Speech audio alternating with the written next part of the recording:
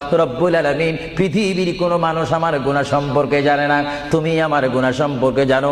আমি এমন গুনাহ করেছি আমার বিবি জানে না, বিবি গুনাহ করেছে আমি জানি না। আল্লাহ তুমি সব কিচ্ছু জানো, হে আমার প্রভু তুমি আমাকে মাফ করে দাও।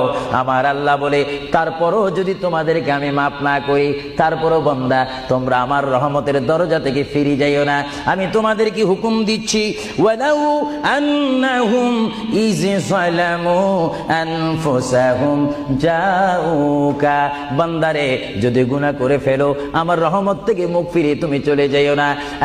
বান্দা, আকাশ পরিমাণ যদি গুনাহ করো, পাতাল পরিমাণ যদি গুনাহ করো, সাগরের পানি পরিমাণ যদি গুনাহ করো, পাহাড় তুলনায় যদি তুমি গুনাহ করো, আমার দরবার থেকে তুমি নিরাশ হইও না। বান্দা, আমি তোমাকে একটি রাস্তা বাতাই দিচ্ছি, একটি পথ তোমাকে আমি দেখাই দিচ্ছি। সেই পথটি কোন পথ তোমরা জানো? ওয়ালাউ আন্নাহুম ইয যালামু আনফুসাহুম জাউকা, বান্দারে যখন তোমরা বরবাদ হয়ে যাবে তখন তোমাদেরকে একটা পথ আমি তোমাদেরকে দেখাই দিলাম। সেই পথটির নাম হচ্ছে আমার রাসূলের মদিনা। জুড়ে বলেন সুবহানাল্লাহ।